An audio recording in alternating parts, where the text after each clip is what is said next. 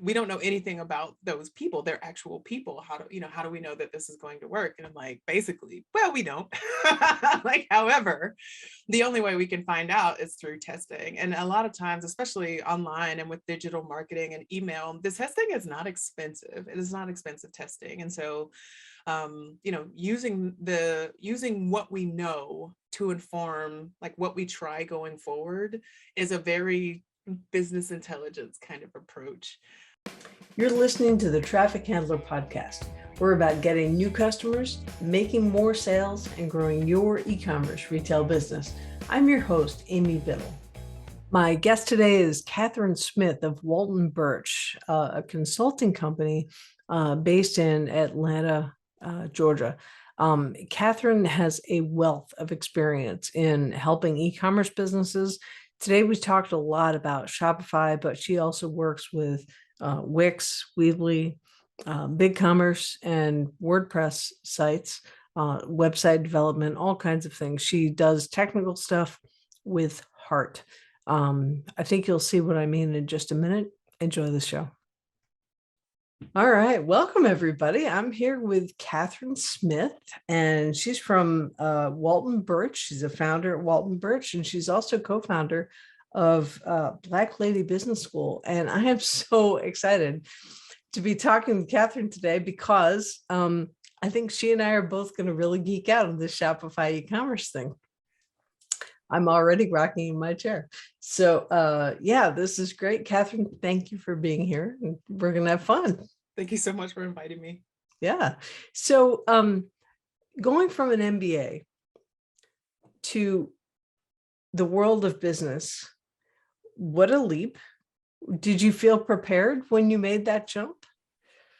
Oh, no, actually, I had no plans on being an entrepreneur. And I know that will come as a surprise for almost anyone who knows that I have an MBA. But I actually went back to school to get an MBA so that I could advance my career in corporate America.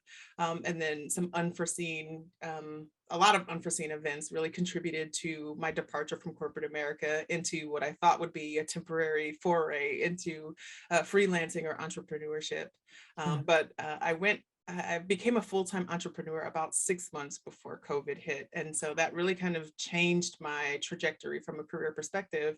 And I had to ask myself, do you want to be a full-time entrepreneur? And during COVID, my business had pivoted as well. And so at that time, the answer was yes, absolutely. Let's do this. So that's how I ended up here. But no, never originally had plans to be a full-time entrepreneur. But okay. I do think business school prepared me for entrepreneurship in the sense of understanding, profit and loss and some of those basic kind of business concepts. But more than anything, I think business school helped me with networking, number one. Like that's the main thing that you learn in business school. And it's also one of the most important things from an entrepreneurship perspective. And then also, I guess, just a mindset towards growth. I'm not really saying that very well, but really understanding, okay, if I want this to be a business and not just like a series of gigs, how can I turn this from just a series of freelance gigs into a business and grow that business? And I think business school really helped with that. That makes a ton of sense. And I love that you said that because mindset for growth is, I don't think we're born with that. I think that's a taught, learned behavior, that kind of thinking. Definitely. And I know that I'm sure you have too, but I've talked to a lot of people who, they build a store and assume, oh, people are just going to come buy my stuff. That's not a plan for growth. Yeah, absolutely. Can you say a little more about that? I call that the if they build it fallacy. And so I think that, people believe like if you build it, they will come, like they'll just show up. And on marketplace platforms, that's true to an extent.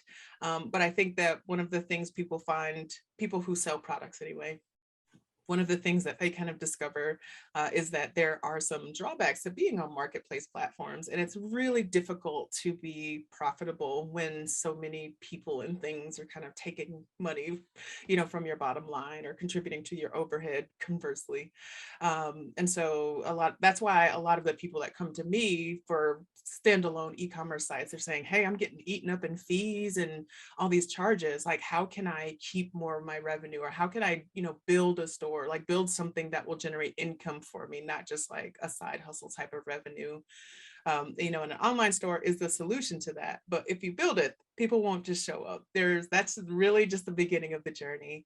And you have to put in a little bit of work and time and effort to grow that into something that can generate income or income level revenue. Yeah. Absolutely. So starting with micro businesses, and you and I work a lot with micro businesses, so the whole idea is build the thing and then do the next thing, and then do that thing, and then the next thing happens. I mean, that's pretty much how it goes, right? Absolutely. Yeah. Yeah. Yeah. So do you have I'm sure I haven't found it yet, but have you found a cookie cutter for like walking people through how to grow from day one to like day 365 without, homicide, suicide, anything? That's a great question. And so it's not really a cookie cutter as in something that I can literally apply to every single customer or client that I have, but it is a system. A system meaning like a group of procedures and processes to get people started. So more broadly, it's like the 3,000 foot level, to use a saying that I absolutely hate, but hey, it worked right then. Yeah. But yeah, so if someone were to come to me and say, hey, like, what does the first year look like for me? Like, how do I start and grow an e-commerce store? I'm like, okay, cool. Well, you got to build an e-commerce store. So that'd be step one. Yep.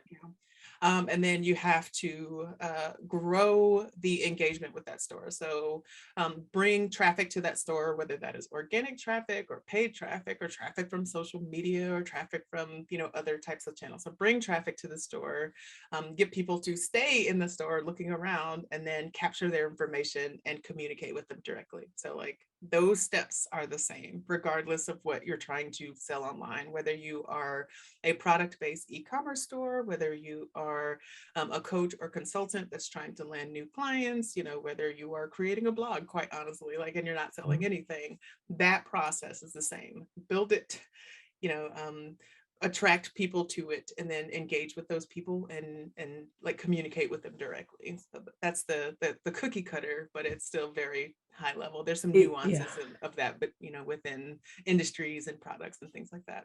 There are so many nuances in there, but I love the simplification that you outlined for how to do that, because then there's, well, how do you do each step, and then how do you do the inside of each step, and there's a lot of drilling down. Yes. So I know that with Black Lady Business School, you're working with a local group of people, but that's going to have an online component, right? I'd love to get that out there. So can you talk about that project? Sure. Black Lady Business School is an Atlanta-based organization designed to lower barriers to success in entrepreneurship for women and women of color. And we're based here in Atlanta. And the decision for that was just really so that we weren't trying to, I guess, boil the ocean. Oh man, I am in cliches today. I'm really in the cliches today, but we really didn't want to say, okay, we're just going to help all the people everywhere. And Atlanta has a really big opportunity for entrepreneurs because it's, Atlanta is a hub for so many different things. Yeah. And so as Atlanta grows and opportunities for entrepreneurs and startups here in Atlanta grow, we wanted to make sure that women and women of color specifically weren't left out of that. And some of those opportunities that are here now in this new startup hub, are available. And so we had to ask ourselves, like, what are some of those things? What are some of those barriers, and how can we overcome those? So we began as a completely online organization doing just virtual events, but we have a physical offices now.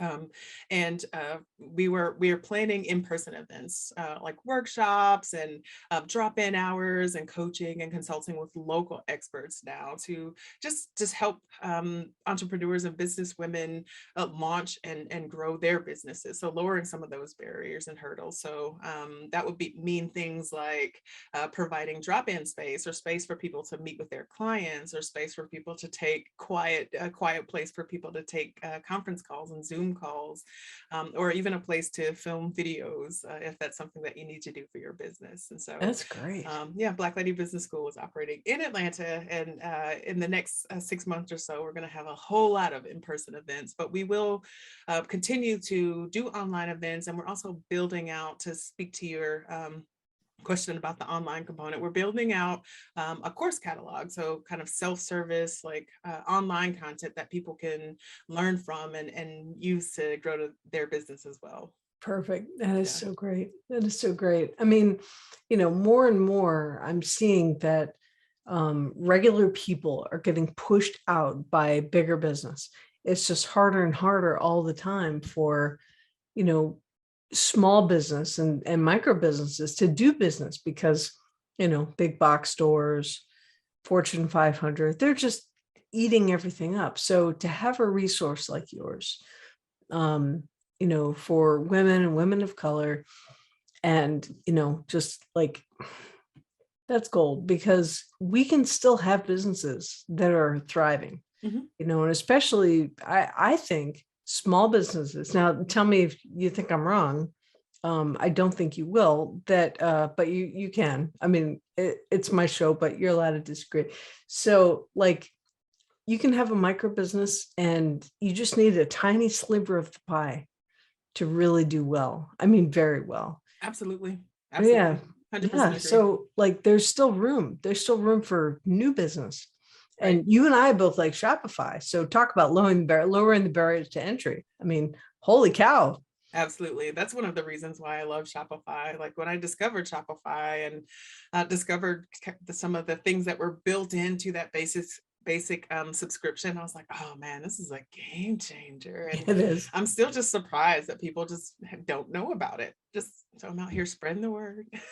Yep. No, it's a really, really good thing. And, $30 a month and you can have a store. Consultants like you and me are, there are a lot of us. So, differentiating is important, but there's a lot of help available. Absolutely. And I think the important part to mention about Shopify is that the tools for success are built into the store. And that is something that is missing on a lot of other platforms out there. So, they tell you when you open a store, oh, you need to do XYZ, you need to have your SEO, you need to have your analytics, you need to do email marketing. And you're just like, okay, cool. So on a lot of other platforms, those things are provided through third-party software, third-party integrations, third-party platforms. But Shopify has some really native features, so built-in features that help you to do those things to grow your store, and that just blows my mind. It's phenomenal. I mean, I got my start building websites on a platform that was kind of the way Shopify is now, only Shopify is light years ahead. But years ago, I was on a platform that was just designed for individuals who wanted to build content and have a site. We didn't even have the word blog yet. That didn't come till later. But, and then WordPress, and sure, what's a Yoast? I mean, like, how do you even know what plugins you need? And, so with Shopify, you get a free theme, just a native theme, and start building. And, you can iterate from there. You can grow. Just start with what's included. Absolutely. And I still build and maintain sites on WordPress. I am just struck by the contrast between those two platforms on a day-to-day basis. So there's a different audience that kind of works for WordPress. I think Shopify is overkill for a very small set of, like a subset of audiences, will not necessarily need all of the features in a Shopify subscription.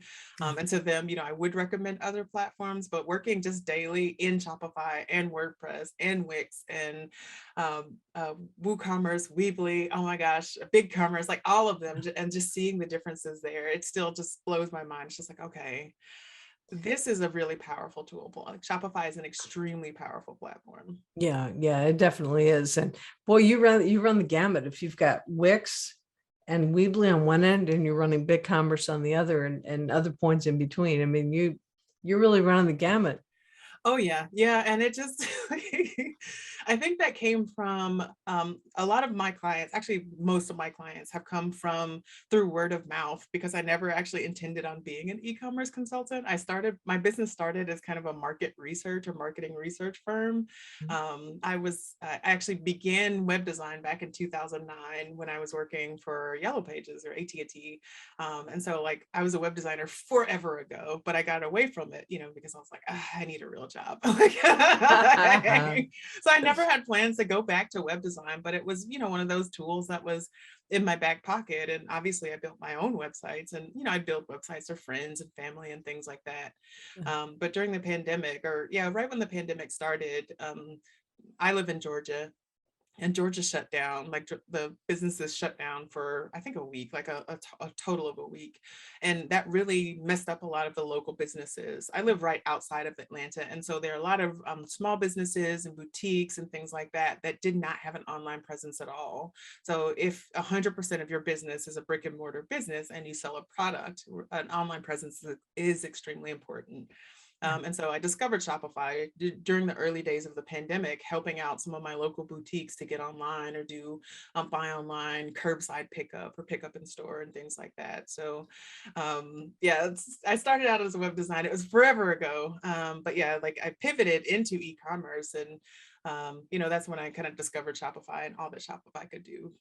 Yep. I got my start in this before the pandemic, like a long time before.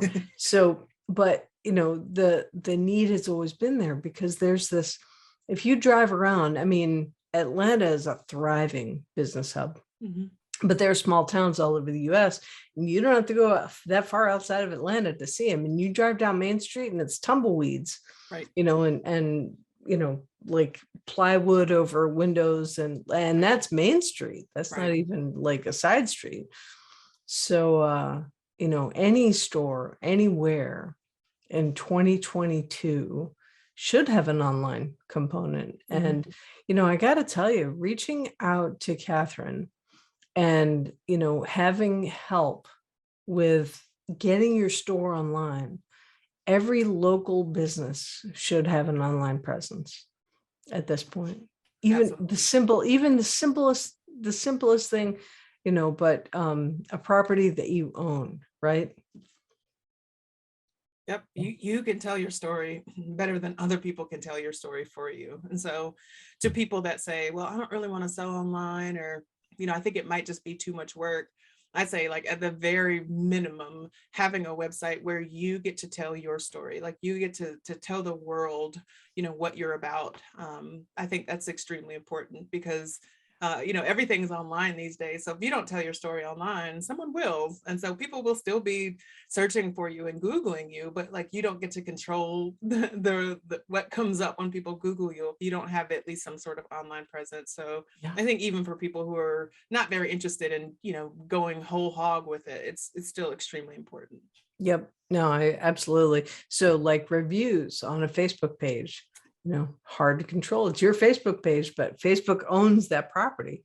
Or Yelp. Who knows what people are saying on Yelp? Today's episode is sponsored by Schema app for Shopify. Connect with customers at the beginning of their buying journey. Adding structured data to your Shopify store helps search engines better understand your website. This increases the chance of customers finding and purchasing products and services like yours. Get started today at schemaapp.com, schemaapp.com. Let's talk about, you don't have to name names. I never name names with my clients, but tell me a story about somebody you helped. Okay. There have been so many stories. I can think of a really good one.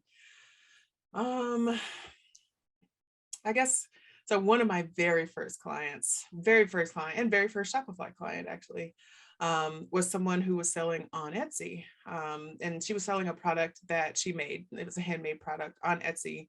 And I guess the fees had just begun escalating at that point. And, there are some other challenges kind of associated with being on Etsy. And so she said, I don't know if this is sustainable. I would really love to be making more money so that I can, support me and my son. Like she had a small son. And so, she thought getting off of Etsy might be a good solution, but she wasn't sure if she could make it off of Etsy because Etsy has like inherent discoverability. So I said, well, the only thing we can do is try. And so built a Shopify store, migrated all of her products from Etsy to Shopify and built the store from scratch. So the very first month, so she already had social media. So she had an audience. There were people who were invested in her success. And social media was a really good driver of traffic to her store. But I think the thing that made the difference for her and her store as she was growing in that first 6 months online was email marketing. And that's something that Etsy does not allow people to do at all. But it made so much of a difference. So people could come to her store and say, oh, I really like this. I'd love to hear about when new products launch, or, I'd love to learn more about the brand. And so people were signing up for the email list like 2 or 3 at a time. And I'm like, okay, this is good. This is good. This is going to work. And then email quickly became the fastest driver of traffic to her store. Yeah. So her store started doing more business than her Etsy store very quickly. And so like, it was good for me to see that, because I was like, I don't know about this whole Shopify thing. Like the Shopify site exists technically in a vacuum. Like you can't really, you don't just build it and like, the internet just kind of pushes it out to the world. It's not like an Etsy store. It's, Etsy promotes stores so that people in that Etsy ecosystem can see new stores. But Shopify is not like that. It's just like anything else on the internet. You can't find it technically unless it's there or you're looking for it. So seeing email marketing work so well for that store in the first 6 months was huge.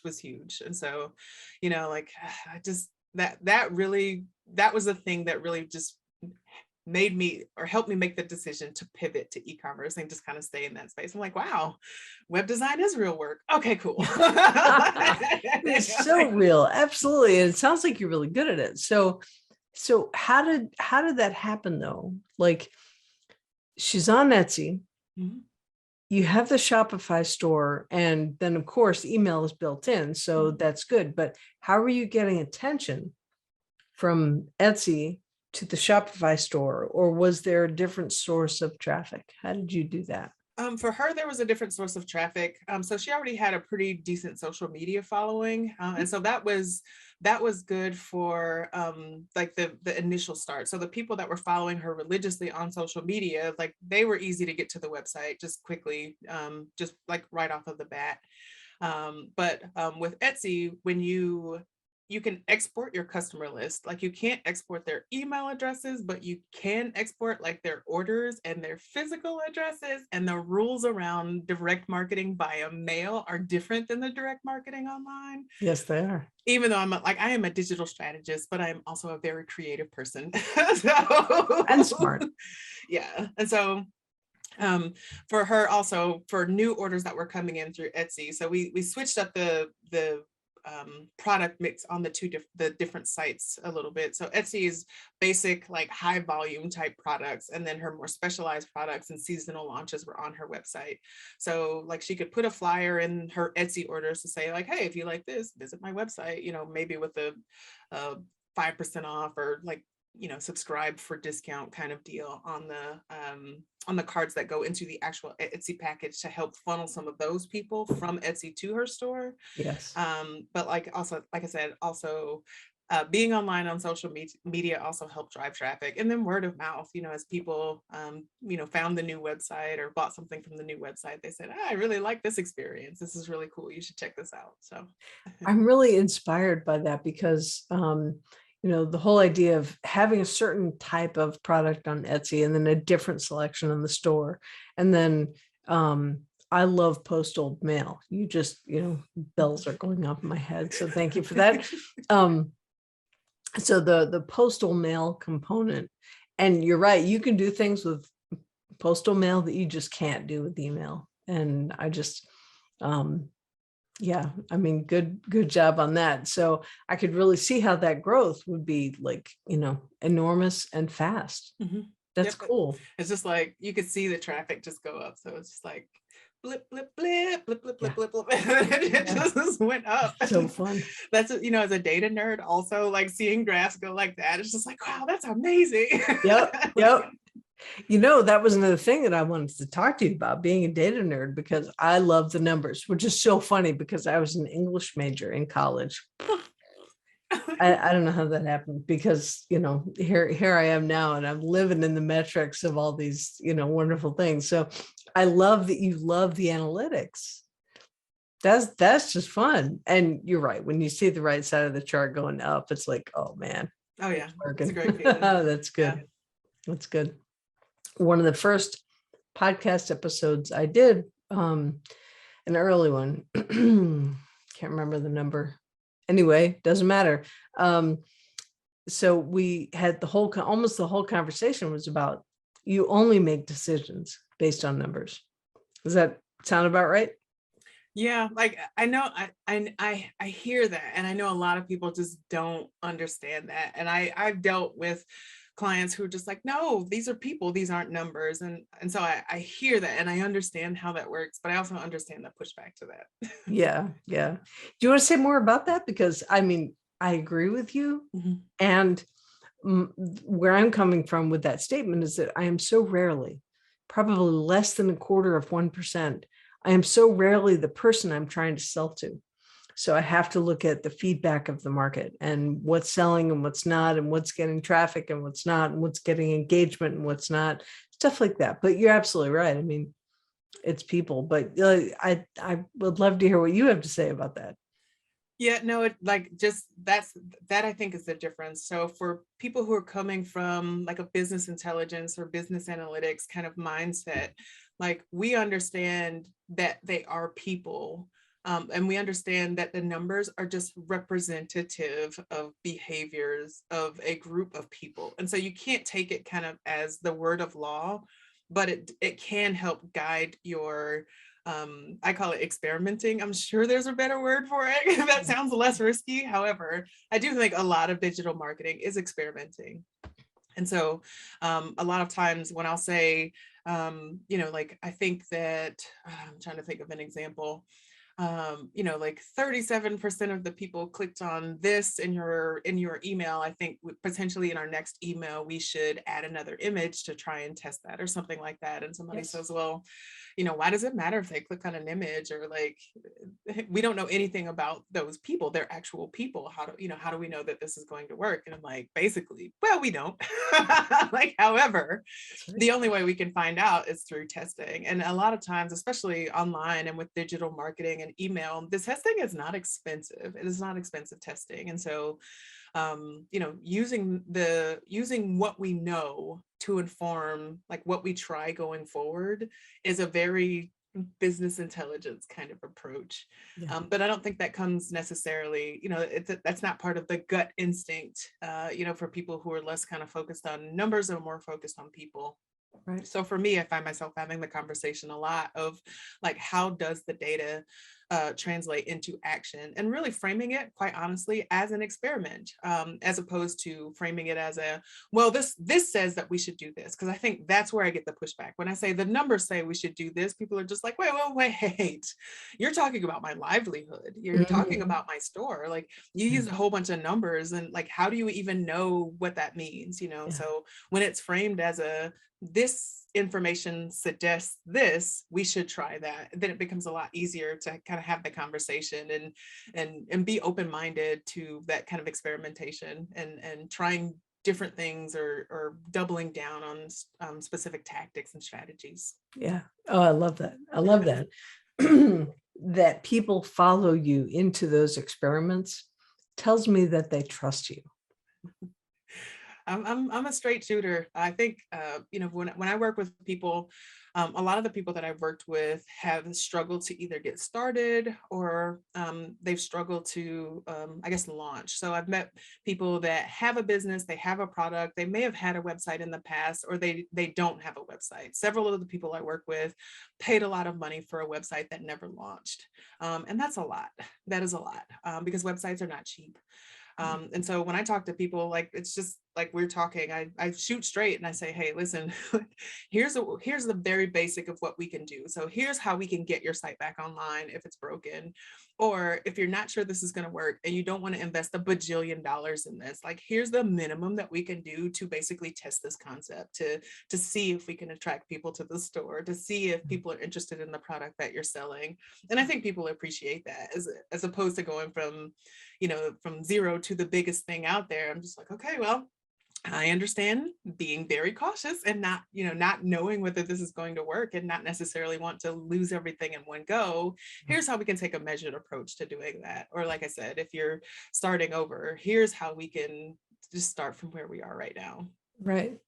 That is so good. And there are so many ways of getting people to a website that are, social media is amazing. I mean, there's just so much going on Facebook and Instagram and Pinterest and TikTok and Snapchat. And oh my gosh, you just can't tackle all the platforms, at the same time, but you can do something, send people who we kind of understand who they are to the website and, grow something. I hear what you're saying though, because when you have to consider, like, just from the pushback that you're getting, I've gotten that too. And so we have to, convey the message. Yes, I understand. This is a soul. This is a person. This is a, amazing spiritual entity. And we're trying to quantify them with numbers. It's just like, well, okay, that's a whole conversation that we can have. And right now we're trying to grow your store. And, like, we have the understanding that these are human beings with inherent value. That we're trying to work with. But man, what a journey. And every time I'm in a Facebook group and there are Shopify owners, they're all saying like, I need traffic. So It's like, it's huge. Yeah.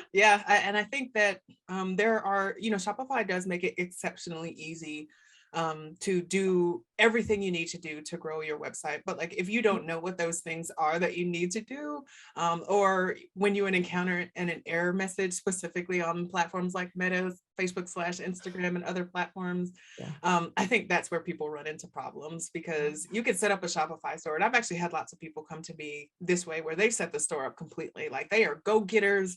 They have built the store, gone through all the setup, like, there's a pretty good checklist of like how to build a Shopify store. Yes. Built the store, launched it, everything's good. And they're just like, well, so there's no traffic. Like, how do we do this? And so I say, there are a couple of questions that I have. Well, are you, connected to multiple channels? Because, Shopify has native integrations with Facebook and Instagram and Pinterest and all of the ad platforms. And they say, no, well, I tried to connect and I got an error. And I'm like, oh, you got an error. Well, did you do these 3 things? And one of those 3 things they probably have not done. I promise you, it happens every time. Or Facebook will just give them a very non-specific error. It's just like, hey, that didn't work. And like, that is as specific as it gets. They're like, hey, you need to go back and fix the connection and we can't do this. And I was like, okay, cool. What does that mean? Facebook's like, Right. And so many of their errors, they're ridiculous. They say, did you, they use the word try. It's like, no. I don't want to try. I want to do, let's pretend Yoda's involved here. I don't want to, I just want to fix this thing. But and I had a client that was trying to list her content on Pinterest, was trying to connect her Shopify store to Pinterest. And the reason why it was not connecting was because she did not have a refund policy on her website. And of course, they didn't lay that out. No, it was buried deep in a help document somewhere. And it was just like, I didn't know that. Like, when I first started with Shopify, I had no idea there were rules for things like that on other platforms. But now I've encountered them so many times. Like, I just go down the list, like, do you have a return refund policy on your site? Do you have a privacy policy, cookie policy? Do you have GDPR? Like, do you have all of those things? And, the answer to one of those is usually no. And then Facebook has an entirely different set of rules that is exhausting.